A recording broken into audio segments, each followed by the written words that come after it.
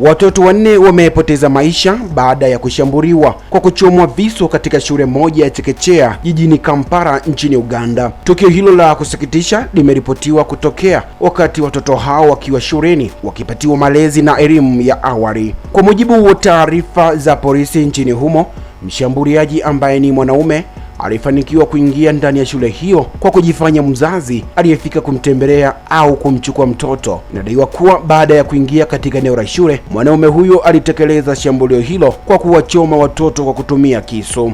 Watoto waliouawa katika tukio hilo walikuwa na umri mdogo sana, kati ya miaka 2 hadi 3, hali ambayo imezua huzuni na mshtuko mkubwa kwa wazazi, walimu pamoja na jamii inayozunguka shule hiyo. Baadhi ya wazazi wamesema tukio hilo limewaacha katika majonzi makubwa, huku wakiomba serikali na vyombo vya usalama kuimarisha ulinzi katika shule za watoto wadogo. Polisi nchini Uganda wamesema tayari wameanza uchunguzi wa kina ili kubaini chanzo cha tukio hilo pamoja na kumkamata mshambuliaji aliyefanya kitendo hicho. Aidha, mamlaka imeahidi kuchukua hatua kali za kisheria mara baada ya kukamilika kwa uchunguzi. Tukio hilo limeibua mjadala mkubwa kuhusu usalama wa watoto katika taasisi za elimu ya awali, huku wadau wa elimu na haki za watoto wakisisitiza umuhimu wa kuweka mifumo madhubuti ya ulinzi ili kuzuia matukio kama hayo kutotokea siku zijazo.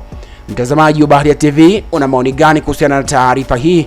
Cha msingi bonyeza neno subscribe kisha alama ya kengele ili uendelee kuwa mwanafamilia wetu. Jina langu mimi ni Friday Mwangomare na hii ni Baharia TV. Asante kwa kuifuatilia Baharia TV. Usisahau kulike, kusubscribe, kucomment na kushare.